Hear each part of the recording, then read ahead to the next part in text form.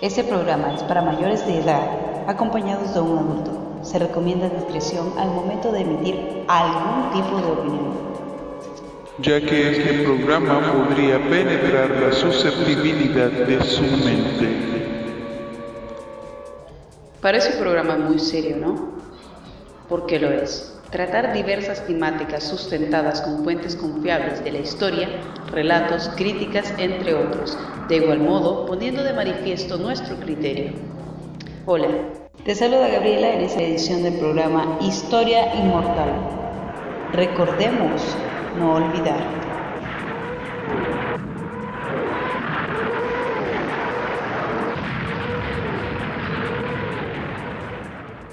Es imposible cambiar los hechos, pero puedes cambiar tu forma de juzgarlos. Los hechos están ahí y son la realidad. La forma en la que los vemos y decidimos están sujetos a nuestro mejor juicio. Isabel Allende. Isabel Angélica Allende Llona es una escritora chilena con nacionalidad estadounidense, de ascendencia hispano-portuguesa y nacida en Perú. Ejerció también el periodismo en Venezuela, ya en el exilio, y más tarde se dedica por entero a la literatura. La escritora afirma que su futuro como tal se decidió en 1973 con el golpe militar en el que su tío, el presidente Salvador Allende, fue derrocado. 2 años después, es declarada sospechosa para la dictadura y tiene que exiliarse con su marido y sus hijos en Caracas, donde comenzó a escribir La Casa de los Espíritus, una larga carta a su abuelo que se publicó en 1982 en España y convirtiéndola en uno de los nombres claves de la actual narrativa latinoamericana. En esta segunda parte sobre el tema los dictadores, hablaré sobre los dictadores que han pasado en los gobiernos de América.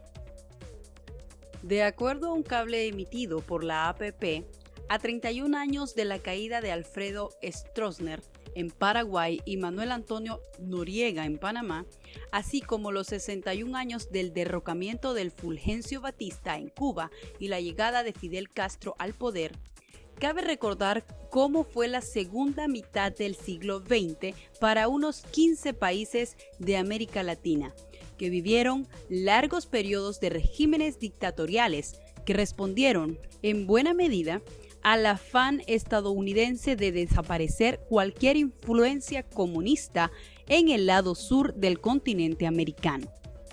Naciones como Cuba, Paraguay, Chile, Argentina y Panamá, entre otras, sufrieron la opresión de autócratas que dibujaron periodos de miedo cargados de presos políticos, violaciones de los derechos humanos, paramilitarismo, restricción de la libertad de prensa, represión de las libertades individuales, entre otras atrocidades. Sin embargo, como todo, entrados los años 90, estos dictadores desaparecieron.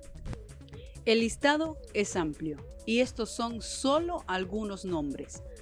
Aparicio Méndez en Uruguay, Hugo Banzer en Bolivia, Juan Velasco Alvarado en Perú, Humberto Branco en Brasil, José Antonio Páez, Venezuela, Anastasio Somoza en Nicaragua, Tiburcio Carías Andino en Honduras, Carlos Castillo Armas en Guatemala, Porfirio Díaz en México, Francois Duvalier en Haití, Rafael Leónidas Trujillo en República Dominicana, Gustavo Rojas Pinilla para la cuota de Colombia, entre otros. Los considerados más nocivos.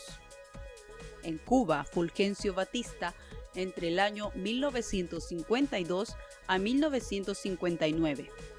En su segundo tramo presidencial, Batista abolió la Constitución, encarceló a los opositores, reprimió las revueltas comunistas y se vinculó con negocios de prostitución y apuestas.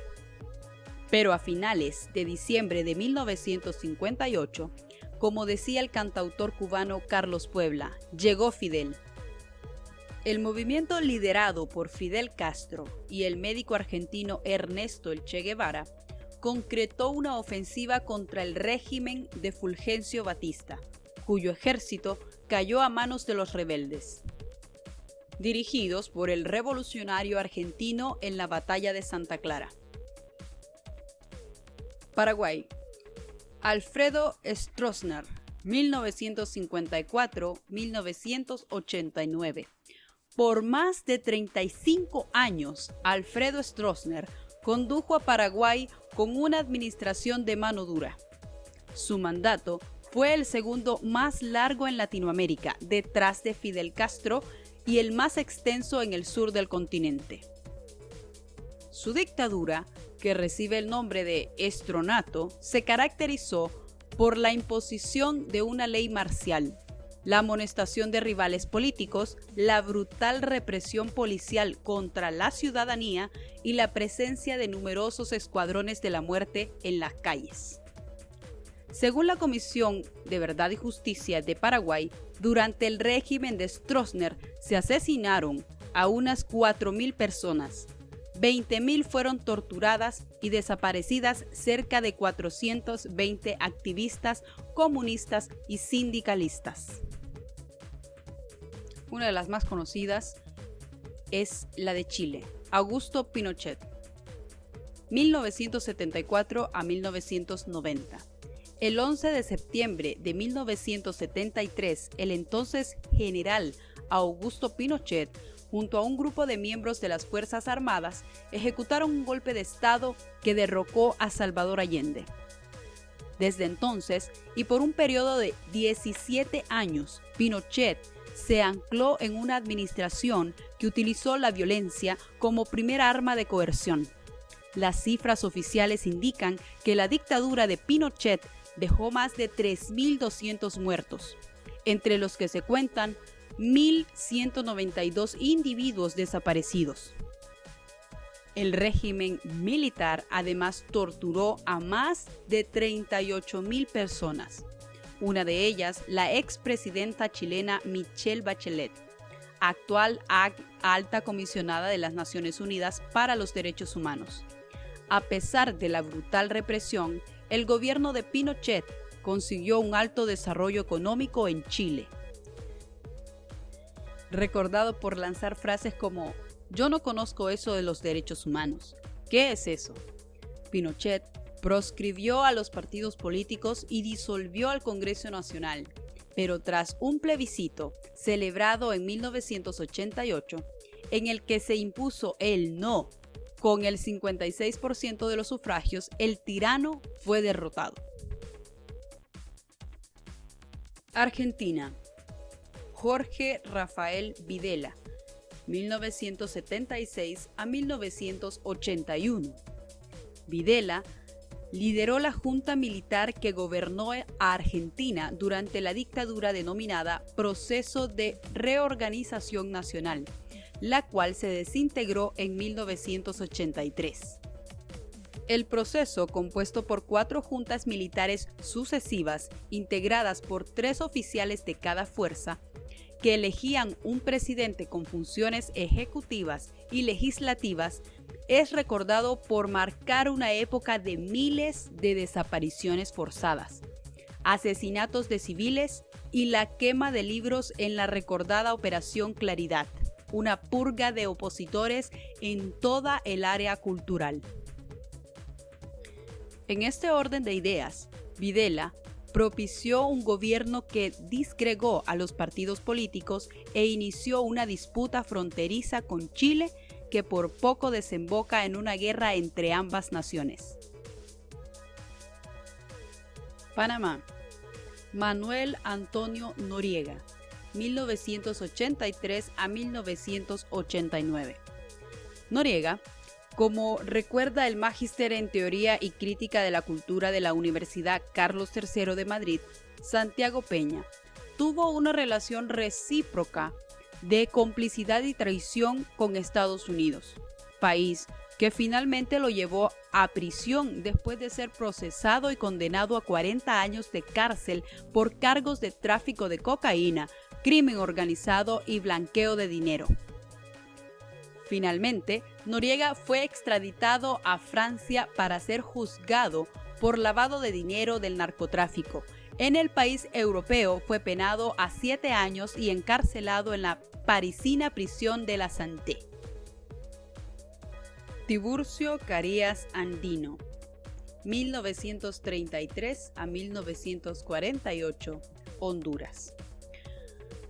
Andino controla con mano de hierro el país, apoyado por las tiranías de países vecinos y las bananeras norteamericanas. Construye carreteras, fortalece a las Fuerzas Armadas, elimina a la oposición política y en 1936 instala la dictadura bajo el esquema de una Asamblea Nacional Constituyente. La dictadura del general Carías Andino, igual que otras dictaduras de América Latina, no estuvo exenta de tener varias violaciones contra los derechos humanos en su historia. El cariato se caracterizó principalmente por una fuerte censura en los medios de comunicación, ya que el gobierno supervisaba la prensa y la radio, y una brutalidad contra civiles desarmados por parte de las Fuerzas Armadas. Una de las etnias más afectadas de las políticas impuestas durante este periodo fue la comunidad garífuna, siendo constantemente silenciada y agredida por las fuerzas militares. Otro crimen muy recordado fue la llamada Masacre de San Pedro Sula, ocurrida el 6 de julio de 1944, tras que las fuerzas militares reprimieron con actos de brutalidad a ciudadanos sanpedranos desarmados que habían iniciado una protesta en las calles de la ciudad exigiendo su renuncia.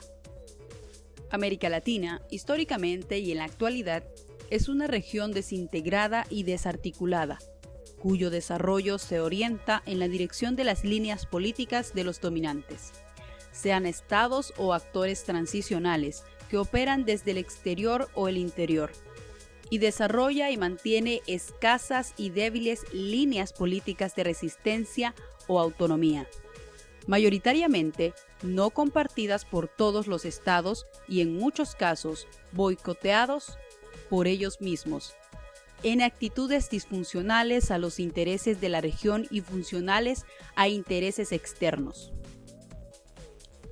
A esto hay que agregar las acciones de actores subnacionales que generan o intentan generar impactos sobre la región. En algunos casos, para sacar ventajas espurias, como el narcotráfico, en otros, para actuar sobre el status quo vigente, político, económico, social, de relaciones externas, para que se modifique o para adicionalmente tomar el poder y generar un nuevo orden, con actitudes que van desde el extremo radical, como las FARC o el ELN en Colombia, y la contraparte, los paramilitares o, contrariamente a esta alternativa, la de la Contra en Nicaragua, apoyada por Estados Unidos, para desestabilizar a un régimen no deseado. El sandinista, pasando por actitudes no tan extremas como el MST en Brasil y la contraparte, los fazendeiros, equivalente a los paramilitares colombianos, el zapatismo en México o el movimiento indígena federado, orientado a la resolución de las problemáticas indígenas en diferentes países de la región, hasta conductas de resistencia como los piqueteros en Argentina. Además, hay que considerar otro tipo de actor transicional, sin fines de lucro, diferente de las transnacionales con fines de lucro, como empresas y banca, que son las ONG o de la sociedad civil, cuyo objetivo es satisfacer las demandas de los sectores que las integran, derechos humanos, problemas de la mujer, medio ambiente, etc., que no son resueltas o son descuidadas por los gobiernos de los estados. América Latina se caracteriza por continuos cambios de gobierno dentro de sistemas políticos inestables. En general, los sistemas políticos han obedecido a los intereses de las élites dominantes, y cuando surgieron gobiernos con conductas más autonómicas y sociales, fueron rápidamente desestabilizados y golpeados, reemplazándolos por gobiernos militares o civiles funcionales a los intereses locales y extranjeros. en correspondencia a los planteamientos de seguridad y económicos del corolario Theodore Roosevelt a la doctrina Monroe. Te saluda Gabriela Cruz en este tu programa Historia Inmortal. Hasta la próxima.